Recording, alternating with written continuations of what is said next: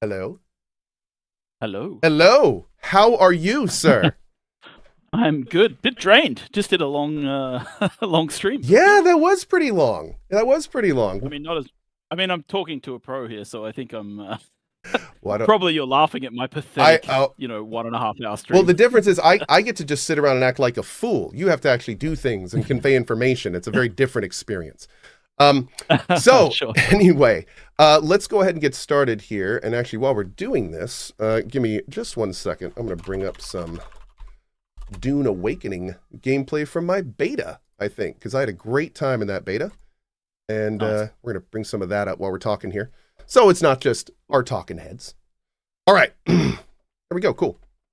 So, first of all, I would like to just say how it's incredibly refreshing to have developers that I feel really bring that kind of human element to their job, especially what you said at the end of that. Really appreciate you Yeah. guys being so kind of transparent and open about that. I mean, those are really valid, real concerns. We live in a very interesting day and age, especially with game dev. And it's good to know that there's people that are kind of rooted in that. So we appreciate it. Yeah. No. Thanks. Yeah. No. I mean, it's the reality, right? Like we build these teams, and this industry can be so I don't know cruel in a way. And I don't mean like in the sense. It's just that making games is hard, right? Every game's a miracle. People talk about that all the time, and I think it's like you make 10,000 choices along the way, and you try to make the right ones. And some games just don't make the right ones, and that's it's just sad every time, right? So, yeah, it's what makes me nervous about launching, right? It's just like, did we make the right choices? But the beta made me happy in that sense, in that I feel like some of the things that we fought for, like it would have been so easy so many times along the way that I got feedback from people like, make the sandworm easy. Don't let it take people's stuff, right? Like, don't have that be a full loss moment. And I had to fight. Like, as a creative director, I had to stand there and say no, right? And my game director right beside me, leaning over and going, "Don't give in. Don't give in. It doesn't matter." Right? And like, but these are the battles you fight because and so yeah, it's like we made these 10,000 decisions, and we're about to find out the consequences. And I'm nervous about how it's going to go, but I hope it pays off. Right, that's it. And yeah, it's because it isn't just me. It's not my big ugly mug that It's like all the people on this team. It's all of their work. And how big is Right. your team now? I mean, we started with 30 people, and I think we're up to around 400-ish Oh, across the board. wow. Yeah, so it's gotten big, and that's mostly growth across the last 5 years, right? So Yeah. How cool. Yeah, a little anecdote. Back when I used to live in North Carolina, I worked at a yes, university, and one of the people I worked with actually left to go work at Funcom, which was nice, pretty fun. So I got some cool stories about how that was working out and everything. So nice. here's the thing. You guys have been great, especially you. You guys have been great about going out there, doing interviews. In fact, you pinged Expedition 33 during your stream, which was really cool because you guys remind me a lot of them in terms of how you guys have been really getting out there and being transparent and very genuine and real, which I think we all very much appreciate. So that being said, I know that most of kind of the overarching questions have probably been asked to you. So one of the things I'd love to do for our interview is kind of talk about a lot about what we just saw. I actually have a lot of questions that I'd Oh, love to not only get answers on, but also kind of get your design thinking on. Like, what's your perspective on it? yeah, So, 100%. going back to the beginning here. So some of these you did kind of answer. I wrote them as we were doing it. So if you addressed it later, you can just feel it. Yeah. So one big thing I kind of wanted to get into is the design thinking behind the Lansraad system. Hmm. Now, I am a previous Guild Wars 2 player. I played on release. And in Ah, that system, yep. in that game at the beginning, there was a system called the Orbs. And basically what you could do is go out into the PvP area, accomplish goals for your side, and then if you were able to retrieve the orbs, it made you stronger. Now, I noticed in the rewards for the Lansraad system, I saw things like 30% extra melee damage, some big Hmm. bonuses. And I'm assuming, first quick question, all of those bonuses go into PvP, right? It's all the faction. Okay. So So everybody in are trainees PvP, aligned on the entire world, not just in PvP. okay. But it goes into PvP as well. But yes. So the thinking here is in Guild Wars 2, they ended up removing that system because it was making the winners stronger. And what it was Mhm. doing is making it so like they just kept winning. There was no system to counterbalance it because they were gaining strength by winning. And this kind of ties into that question that somebody asked about the unique weaponry, like, how that plays into it. So my thinking is, my question is, how are you counterbalancing that? Right now, from what we saw, the winners are getting stronger. So what are the losers getting? So I alluded to like that we have sort of a balancing system that runs a bit behind the scenes. So if a faction is becoming too dominant, there's changes in the tasks for the other side. They become like non-PvP related kind of thing? Well, so none of the tasks right now in the Lansraad are 100% PvP. Just to be clear about that, right? I don't think that was obvious, maybe. No, yeah, I definitely thought it was mostly PvP. It sounded like the end game thing. It's kind of the opposite, Oh. I would say. What every Lansraad square on that board is asking for about 70,000 points. The way you achieve those points is through multiple different things. One of them is taking a control point in the deep desert, which is a PvP. And then you earn 10 points per hour that you hold a control point, right? Okay. Adding up. Okay. But there's another task under that, which is deliver 5 fully crafted ornithopters to the quartermaster. And that gets you 700 points per ornithopter delivered. So people who like to craft and participate, it has nothing to do with PvP for them. It's just that they have to go out, mine resources, and craft these ornithopters to deliver. And so there's multiple tasks per Lansraad square that can be achieved. All of them contain some PvE tasks. All of them have a PvP component as well. So you can choose your activity and how you play it. So that's why I was saying to the guy's question and sort of the same thing here. Like, yes, okay, our faction has a 33% damage bonus. Everybody in our faction has that this week, this Lansraad period. And the other faction might choose to focus on the non-combat tasks. Because it will help them, right? So theoretically, someone could join a guild as a support member that, let's say, has some accessibility things that make it so they can't do PvP because, one of their hands isn't working and they could still completely participate every week by just focusing on the non-combat stuff. 100%. That is the goal, right? Okay. Make the system work so that people can be involved. Yeah. I like that. Another quick thing going to the unique weapons thing. I think there may have been an unintentional if then in there that made it sound like it wasn't as nearly cool as I think it is. Because at one point somebody said, will unique weapons give somebody a sense of power? And the response was, no, unique weapons aren't that powerful. Don't worry about it, essentially. But then that made me go but wait a second, don't I want the carrot on the stick of getting the unique weapons? Aren't they significantly more powerful? And that's why I want them. So I was wondering what exactly are unique weapons? Are we talking gameplay differences or just updated versions of powers? So I think it's one of the things that our economy team has done a good job with is trying to make the unique weapons actually feel like they do different things, not just add stat. Right? Add stat is again, I call us morons because we try to do hard things. This is one of them. So instead of add stat, I've been here since Anarchy Online. I know you guys bite off much more than you can chew. It's great. We always do. So this is one of the things is the assault rifle you get. There's a unique assault rifle type that you get, and it's called the Stammer Shot. I think I was playing with it yesterday, so it's fresh in my mind. The Stammer Shot fires 3 bullets instead of instead of a burst, it fires 3 bullets on its own, so it has a completely different. 3 in 1, not do. Exactly. Okay, cool. Right, exactly. So it feels very different as a weapon. It's a unique weapon. It acts and behaves differently to other things, right? And then you get. So all of the uniques in the game have kind of some level of this, how does it change gameplay a little bit as well? They definitely feel different and unique, which is kind of the point. Yeah. And that's always been the goal. But yeah, so, people will want the uniques. I'm not saying that. I think what we're saying is, I think Scott was pointing out that the PvE content in the game does not require you to have the highest tier weapons to do it right now. It's not so to take a classic MMORPG example, right? In World of Warcraft, you go and you get the best dungeon gear so you can run the first basic raids. Run those raids to get the extra small amount of percentage so you can continue running raids to get better and better at raids. That's not how we've set things up here right now. So I think what Scott was trying to say was that you don't need it. But people will always want it because that's just. I how was people gonna think, say right? now I believe you, and I'm gonna let you finish. But as a PVE player, I do need the best gear. In fact, I need the Yeah, best yeah. PvP gear on my PVE character Yep. because I do. Yep, and that's Okay. where like I think people are scared, but I think it's going to work out, right? Like that's Cool. how it is. Yeah. Okay. So, Very cool. Very cool.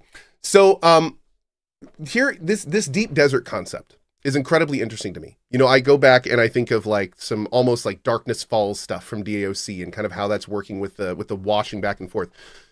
In your vision, how much stuff in the deep desert is like one-time use kind of stuff? And let me explain what I mean by that. If I have a mechanic in a game like a deep desert, I want to make, one of the first things I do in my mind is I make a checklist. I say, okay, here's the stuff I need to do. So I know I can go and get the repeatable harvested like spice. I know I can go and get, but I noticed that there were like lots of other objectives spawning on there. Things like derelict caves and skill points and stuff like that. Is there going to be a way for me to know like how much of the deep desert I've done? Like something I can like a running tally of, you know, what I can need to do each week and what's left to do and stuff like that? Or is it more of just this big mysterious, you guys are just going to let players figure it out kind of thing? yeah, I think it's going to be players figuring it out. Oh. That's kind of the right. So there's like you won't know what drops in what eco lab. Right in the beginning, you'll have to go and chart that out, and then that layout might not come up again may never come up again, right? That's kind of the goal, to have infinite exploration, not that's repeat a layouts worthy every goal. yeah. So the plan is to try and like, and as I was saying, we keep sprinkling things in so it becomes more and more over time, because I think like what we have is like I always say this to people, and it's kind of a cop out, but it's a true statement. The game we're launching is the worst the game will ever be. Like that's the reality, if you know what I mean, right? Like because the game you launch with in a live game, and then you keep adding to it. And I know you've said this about Funcom in the past as well. We keep working on our games till they're better. You do. Right? So our game will launch, the launch version of the game. I think it's pretty good, but it's still going to be the worst version because we're going to keep working on it. Let's just not hope for a catastrophic patch, but I'm with you. Yeah. You know what I know what you're talking about. What I'm trying to say is... It moves forward. Is... It keeps moving forward. You keep building. It keeps building. My job is to be optimistic. So I'm You're doing a great job. I'm assuming we're not going to have catastrophic patches. But like the deep desert in the same sense is also like, this is the most barren it will ever be because we're going to keep adding to it right over time. So I don't think players will have a checklist. I think people will build them very quickly. Yeah. So I see already in closed beta, people are already like coming up with ways to show off their deep desert plan to other people already. So yeah. and that's where this interesting kind of schism happens, because like I look at the world map of the starting area as my solo player, and I'm seeing 0 of 1 intel here. You've gotten 2 of 3 things here, and I'm going, oh man, I want to do map completion. Like I want to crawl through this game. I want to 100% it. But then you come up to a mechanic like the deep desert, and you can't play the game that way. There's no 100%ing it. There's no, like when you go out and explore, you can't really go out with an objective because you don't know what's there. So unless you're in the loop, right? Yeah, and your guild buddy's gone and made you a sync chart, and you log in when you can play, and you open the chest, and there's a bunch of sync charts there, and it's every sector of the deep desert mapped, and you're like, okay, well now I know there's 5 eco labs in the deep desert this week. And I'm looking for unique schematics that our guild might want to sell on the exchange, so that's what we're going to do today. Cool. Right? So the idea is just the deep desert is going to have this giant pool of resources you can't get anywhere else, and you basically need to. Okay, that's very cool. I like that. So you can make those lists. It's just more on kind of the private side, and you guys aren't going to do it for us. Makes sense. I like it. Yeah, we're not going to do the like 100% completion thing like we do in Hager Basin, because we. That's exactly what I was wondering. If there was like a system like that for the deep desert. Cool. So there's not. Yeah. Here's some other questions about the deep desert that I'm very interested in. So there's all sorts of things we could talk about mega guilds and mega griefing guilds. And of course, we have guild limit set to 32, but players will find a way around that. They'll have a 32 guild of officers, and each one manages their own 32-player guild, et cetera, et cetera. So now, granted, it's going to be really hard for them to all get on the same server, I'm sure. So the idea of, but here's my question. When I'm a solo player, and I do want to participate in this, am I going to have tools to hide myself, to stay in stealth, to reduce how far enemies can detect me? Like you guys said there was ratting. is there mechanics for that, or is it just like, man, I hope I get lucky and don't get within 300 meters of an ornithopter and have an icon pop up above my head, kind of thing? Yeah, so I mean, mechanics are mechanics, right? Like there's deliberate decisions like we made about like not having name tags and things like that. You can hide against the backdrop of the world, because you aren't visible to players, right? Like it's not like, and then I'm sort of getting ahead of myself, but when we're working in some of the Fremen stuff in the future, there'll definitely be ways to do what the Fremen do, bury yourself in sand and things cool. like that. Okay. So there'll be mechanics around that are coming. But I don't think like there's a specific like we don't have an invisibility mode or a stealth mode that hides you right now. It's more about like how do you approach entering the deep desert? How do you make sure that like it's interesting in closed beta because there's a lot of discussions around these kind of tactics and how people do things. It's also people. It's interesting because a lot of people who don't go to the deep desert complain about the deep desert, which I think is interesting. Yeah. Right? Because people say, "Oh, I just don't want to get ganked," and then other people are like, "I go there all the time and nobody's around. I don't know what you're talking about because like." Because I can sneak out and get things and come back. So the rat playstyle exists. I don't think we've done anything specifically to support it. So I'll freely admit that. But I think that the game lends itself, and the decision we made to make this really big. This is why we even developed server meshing tech, the game, to have this very large space, because very large space means that like we want people like the general core of the philosophy for PvP in our game is fight over things. Don't go around ruining other people's like time. And yes, I can't prevent it, right? That's just a mentality some people have. But that's why we have spice blowers that are giant and you can see them in the distance, because we're drawing people to a location. That's why we have control points. We're drawing people to a location. We want people to be drawn to locations, and we want them to fight each other over those things. What we're trying to do is support people who don't want to be involved. Not only sneaking in and getting out, but also I think one of the things that we've done that is fairly consistent across the game is that we've made player mobility very high.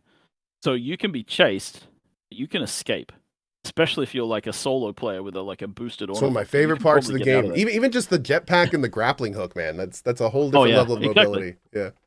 Yeah, that stuff's been fun. Yeah, and fun watching people play with it. Like I know you're friends with Chris Sacriel. Mm-hmm. He was just right into it straight away. As soon as he found that in the game, it was crazy. Yep. I completely see it. So the deep desert, do all resources spawn and or respawn in the deep desert? Or on every refresh, is there ever something that can only be used or picked up once? Yes, sorry. During the week, things respawn. Okay. But they won't show up in other weeks. If that makes sense. Are there any mechanics that are going to make it so major guilds feel a need to be on the second the servers come up from a wipe, outside of taking capture points to earn ambient stuff over time? I think the scouting is probably the biggest one. Cool. Probably a good way to make money too, I'm assuming. Yeah. Getting the maps made. Yeah, I'm assuming that'll be the first wave of people into the desert, right? I have to admit, scouting mapping. I got a little nervous when you were like, yeah, once we take this capture point, we're going to make it for our team. And I was like, wait a second, you take the capture point and then it immediately works like for the rest of the week? I was like, is the server going to reset and then everyone's just going to have to go get capture points for the next hour? But no, that sounds great. So the way it works is it actually just does points over time based on who holds it. Yes. Cool. Yep. Exactly that. All right. Awesome. So a few other here and there questions. Can you hold a buggy on an ornithopter transport and shoot from the turret? Because if the answer is no, we're gonna need that. Yeah, I don't know if I've tested that specific one. I know that you can. Might be able to. I actually haven't tested it. So that's a really good question. I know that you can, for example, on sand bikes, sit in the passenger seats and shoot. You can shoot out of the buggy when you're sitting there. You can shoot out of. Oh my god! So you can do those things. I have never tested the specific scenario of like picking up a buggy with a turret on top and firing at people. Because see, now I'm thinking of 5 ornithopters, 5 turreted, just tanks flying. Oh, perfect. Yeah. That's the stuff that's the sandbox stuff that's fun that people are going to find when the game launches. Right? Yeah. That's the stuff that I mean, I don't have an answer, but it's entirely possible. It's a living game, right? It can always be added if it's not there. Yeah. I don't think it's impossible. Awesome. It's probably there. Because we are very lenient about those kind of things because we think it's fun to like make sure that. What Yeah, what like, was why not? what was it? The rule of cool. I Yeah, like that. The exactly. rule of cool, the rule of fun. That's good. Yeah. Oh, one thing I did notice. So in the ornithopters, they had the same sand detector as you would have when you're on the ground. Scanner. I Yeah. also noticed some of those worms go pretty high into the sky. Mm. Do they ever go after flying things? Yes. They Yeah. do. You've So got to. they'll jump out of the Yeah. ground and Yeah. like try to get something in the air. I mean, they won't fully emerge, Yeah. so you won't They will like so jump out you're like a high enough up. dolphin. Yeah, yeah. Yeah, they'll they'll come up. They'll come up after you if you're too close to the sand for sure. So Very don't fly too cool. close. Okay. Yeah. Well, that's awesome. Um, we saw in that presentation a very cool group coordinated spice harvesting in deep desert. One person thumping, one person harvesting, transporters, guard scouts. Is there anything like that in the PvE version of the dark desert or the deep desert, or is that only available in the PvP version? That's in the PvP area, Only. where the big spiders are. Yeah, Okay. yeah. The PvE part of the deep desert is all up on the shield wall. So it's in the rocky zone. Oh, okay. And So there's not going to be this any worms. It's going to be a lot different. Yeah, Okay. yeah. It's kind of according to law, right? Like the shield wall stops the Coriolis storm. Yeah. And prevents, like, that's where they all live in the books. They live on the other side of the shield wall where it's safe. So that area, the PvE area, is the safe strip. It's still big, right? It's still like, again, 24 kilometers wide and whatever, a couple of kilometers high. So it's still quite a big space at the bottom of the map for PvE to be done. Very cool. Very cool. So you talked a little bit about these instances that can spawn in the deep desert and how they were PvE in the instances. You can zone in as a party, that kind of stuff. But one thing so to get to the instances, you have to take your party through the PvP zone, right? Yes. And the Oh. instances are full PvP as well. Wait, I thought the instances were per player. So you're saying, they're open dungeons. oh, I totally missed that. I thought it was like Anarchy Online style little instances you were going into. Oh, I didn't realize it was like they're all full PvP dungeons. Yes, open. Yeah, exactly. Open dungeon spaces. Yep. Oh, okay. Well, that's certainly more interesting. I first thought they were PvE only, which was why it was a little confusing. You had to go through the PvP zone to get to the PvE, but that makes a lot more sense. So that is kind of the Darkness Falls situation. Okay. That's very cool. Yeah. All right. So and I'm assuming that's where all the best loot is going to be. Yes. Yeah, probably. So as we talk about stuff like that, because that absolutely makes things very interesting. How are you guys dealing with like what is the system in place for deep desert safety stuff? Like if I zone out of this instance, am I going to get 60 seconds? Am I zone out? Am I going to have time to run somewhere or teleport or something? Or is it going to be the kind of thing where, if I zone out and there's 5 people in a semicircle around me, well, here's my stuff, guys. Yeah, if remember that you don't drop everything in PvP, right? Yeah. Like it's not a full loot game. So that's an important thing to remember. There's a 30-second timer on logout. 30 seconds. Right? So if you try to log, yep. Is that on zone That's as well? 30 seconds. No, because you can't zone from the deep desert. You have to go back through the PvE area to get out. So there's no time. What about are the instances in the world? You don't zone in and out of the instances? No, they're just part of the world. You just walk in the door, right? Yeah. Oh. It's like I think you probably ran through. I think that the one I'm thinking of was the ship in the bottom part of the map that had you had to like get the key nearby and then that would pop it open. It was a little PvP area. So it's basically like that kind of stuff. Yeah, exactly, okay. Exactly. That I'm sorry. I heard the word instance and was thinking, I apparently went on a big tangent that I shouldn't have gone down. Okay. I'm used to like traditional MMO, like separate zone instances. So that was a little confusing. No. That was totally my bad. We have instancing only on the like overland map, right? The little map that you move around, and we only have that for the story stuff. Okay. Really. Right. We don't have instances in the deep desert. We don't have instances in the Haga Basin, right? Perfect. So is there any initial plan to handle any type of player griefing in the deep desert? Yeah. So, well, I mean, this is kind of why we have CS. Like, I think it's so Conan Exiles. When we launched Conan Exiles, we were a much smaller company. We've grown. We have now customer support. just a little bit. We have customer support, we have customer service, right? So people will be able to report griefing. People will be able to report things that are incidents like that are happening in the game. So yes, we will do things. We will probably. I don't know if it's clear. I think we have a policy for player behavior as well. Essentially, you could underline it as "Don't be a dick." Yeah. Essentially, but yeah. So people will be able to be reporting things like griefing. Everybody disagrees on what griefing is. So that's I wasn't really going to go into it, but yeah, I was going to be like, so you guys are going to have public guidelines on exactly what griefing is and isn't, right? I mean, it's impossible. Exactly, to do, right? It is impossible. Yeah. It's especially because like we, I give an example of something that happened in the closed beta that was kind of interesting, and I'm sure that the people involved in this will get mad at me for misrepresenting because I'm not 100% on the details. But like, someone got bugged and they could only respawn in the deep desert, when theoretically you should always have a checkpoint that you can respawn at in the southern part of the map. And they got bugged and they couldn't teleport out, right? And so they had to respawn at this one place, and there was a group of players who built a building around their respawn point, and then sort of laughed at them and made fun of them and kept killing them over and over again. And that's the definition of griefing. Okay, cool. Yeah, so that's something you would take action on that. 100%. Cool. And okay. action nice. does get taken. So yeah, it's like, so that kind of thing for sure. But like, and that's like, especially if like it's properly communicated to people, this is a bug, I'm stuck, right? Like if you keep respawning at the same point over and over again, trying to kill people, and you have the option to respawn somewhere else, that's a different kind of kettle of fish. It's like people are killing me over and over, but I'm kamikazing trying to attack them. That's a different kettle of fish, right? So that's why I find these things, they're very difficult to moderate. It's very difficult to moderate player behavior, and players try to find ways around it. So that's why hard and fast explaining every rule of griefing to people would never work. It's why you need to use discretion, and that's why a human touch, like customer service, is probably the best way to deal with these things. Awesome. Yep.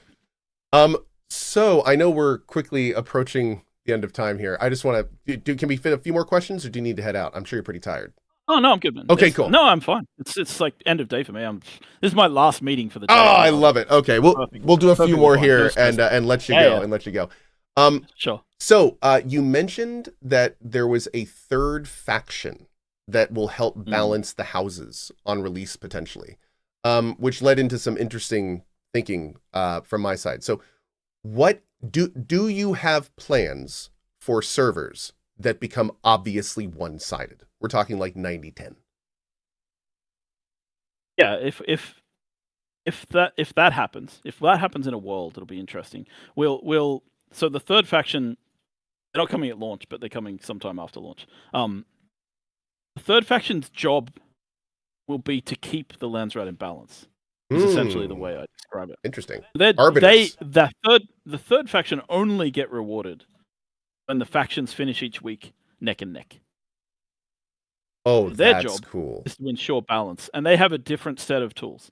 They are not competing in the Lansraad in the way that the other factions are competing. They're playing checkers while the others are playing chess.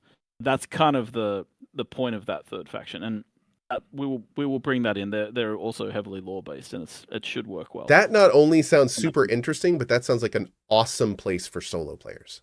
Like that would exactly be a very like, you don't want to participate in PvP? Cool. You just go and make sure they don't mess each other up too bad. Like, yeah, it's kind of fun. You have the ability to change things you're the Joker in the pack, right? You have the ability to change things in an interesting way. So I think that's kind of our goal. And yeah, like in a 90-10 scenario, some of the auto balance stuff will have kicked in, and it shouldn't be that way. Like, as long as we have, let's say we end up with like, as long as the seaches on the server, like there's, let's say there's, I don't know, 20 seaches. If like 19 of them are Atreides and only one of them is Harkonnen, still there should be enough people to be able to make a difference for the Harkonnen side if the auto balancing stuff is kicking in correctly.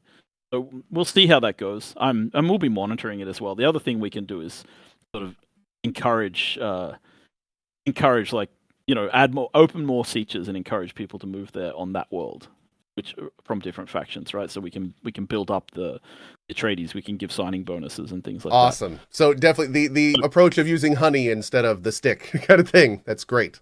Yeah. The stick is, my wife's a child psychologist, so she spent a lot of time beating into me that you don't use the stick on children. I got 3 small boys. Honey. I hear you. Yeah. You know the rules. Oh yes, know the rules. I know the rules. So I treat players like that. It's like they would always rather be rewarded than punished, and I agree with that. I think it's fair. Heck yeah.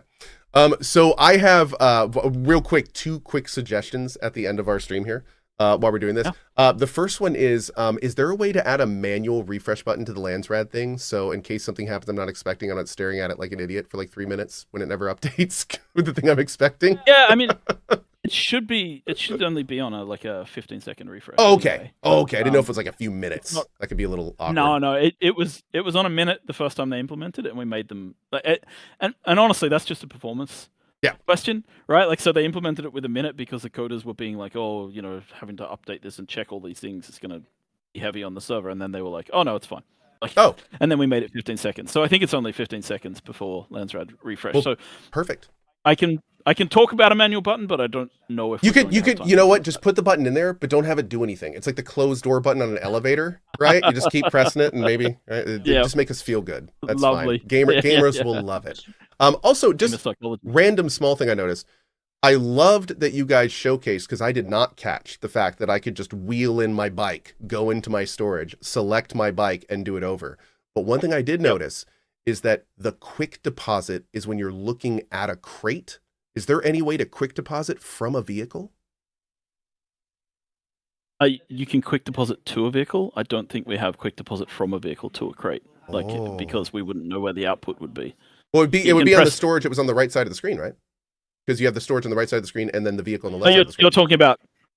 I'm talking about, like, if I drive in... You're talking about once it's open. Exactly, once yes, the UI is yes. Because quick deposit's always done from the outside. Exactly. Yeah, no, we don't have that functionality set up. Yeah. Okay, well, I was going to play your game, but, maybe Dune Awakening 2 we could talk about. No, that's... It's totally... Just the fact that you can do that is awesome. In fact, one of the things I talk about all the time is that one of my biggest pulls to this game is not only how much you guys are focusing on base building, but how much QOL is there. I was just playing another game recently, and it actually frustrated me that my refiner that was making my bars, I had to go and take the bars out of the refiner over to the chest to use it. I was like, this isn't Dune. Well, that's nice. Yeah. We have. That's actually one of the things I think Scott talked about it. Like, just having a beta running and having people just complain. Is some of the best game dev feedback you get, because it's like I play the game and I whine about things. I'm whining about a couple of things now. That's my job, dude. I want them to fix. To play games and whine about them. Yeah, but it's great, right? Like, because it's like, oh yeah, like, this is a really good idea. I think actually, I think I watched your stream. I'll confess, of the beta, and one of the things you said was like, why is quick deposit a hold? And I think it's a press now. Yes, thank you. Oh, perfect. It's like I was just like, yeah, well, guys, why did we do that? And they're like, yeah, no, that's true, and I think it just got changed, dude. A couple of days. That is amazing. That stuff is great. Wait, it's just fast, right? It's right before the stream. Was that the thing you were talking about with Conan Exiles a long time ago? No, the Conan Exiles thing is even better. What is this? This is Let's hear some applause. Or, I don't know. Maybe you'll think it's lame, but I think it's fun. I had never watched streamers in my life, right? Streamers were like 2016, 2017 was when it's Conan Exiles was our first game that had any streamers playing it. And I was watching you stream. Probably no offense, because you were just like one of the more popular ones, and I was like, oh, who's this guy? I'll watch this. I think it might have been the first time I ever watched a streamer. And you were playing Conan Exiles. You came to this building through a Darfari camp that we'd built. You clicked, and we'd put a bit of voiced over lore in there. And I remember this so clearly, because you were like, there's got to be a secret here. Funcom don't do stuff like this. They don't just put stuff here. And you were looking around trying to find a way to find the secret. And I was sitting at my desk at work at the time watching, going, oh, there's no secret there, because it's like, there's nothing, it's like it was our early access game. And I was sitting watching, and I was so frustrated on my end, because when we made our first dungeon in the game, that location where you were frustrated and searching for a secret, I put in first dungeon entrance in Conan Exiles. You have to drag a character onto that spot and slit their throat. Their blood falls on the ground, and that opens the entrance to the dungeon, because I could not live with the idea that we weren't living up to your standards for Funcom. And It was I am honored to have elicited funny. a throat slit blood unlocked door. That's I It think that's going on my resume. Dude, that's amazing. it was really cool. Yeah. So that was like God, the that was total influence for how 6 that years door worked. ago? 7? That's crazy. Yeah. And here we are Yeah, now it's crazy. doing an interview on your brand new game that comes out in a week. Wow. Yes. That's very cool. I didn't have gray hair then. Yeah, I didn't either. We can commiserate together after this. Man, thank you so much. Joel Bylos, the creative director of Dune Awakening, coming out on June 5th for Advanced Access, or was it January or January 10th? June 10th. June 10th. I love Natasha. She's so good. June so fun. June 10th for full release, June 5th for early access, or Advanced Access, not early access. Big thank you, of course, Joel. It's been awesome. I would love, if you don't mind, like maybe we could do this again in a few months, like post-mortem, and talk about like what worked, what hopefully everything did, but maybe what didn't. We could talk about all that and how you guys are going to address it, all that fun stuff. But it was great talking to you, man. And thank you. Fantastic. Thanks very much for putting up with me. Oh, and, please. I really appreciate it. This was a blast. Thanks, brother. Yes. Well, that was awesome. That was so much fun. I tell you, man, you know what vibes I just had there? I just had total vibes of when we interviewed the Expedition 33 devs. Like it is such a different experience to do an interview, and you can just tell the person you're talking to loves what they do. It feels so good. Feels so good. Joel on DF sometime? Yeah, maybe. Oh, he'd make a great DF guest. Yeah, I'll talk to JP about that. That could be really cool. Anyway, guys, I'm going to go ahead and get out of here. Things ran a little bit long. I need to run. I will be back tomorrow morning at 8 a.m. ET. I think we have a pretty full day tomorrow. We'll probably do a lot of Tainted Grail Fall of Avalon. I want to give a big shout out and thank you again to Funcom for not only sponsoring our watch along, but also letting us interview Joel for a little bit. That was super cool, especially right after their big showcase. So that was great.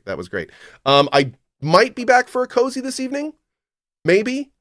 Possibly. And if we, just as a warning, if we do, I might just do a little bit of Tainted Grail main story just to get to the next area. But only be a little bit, I promise.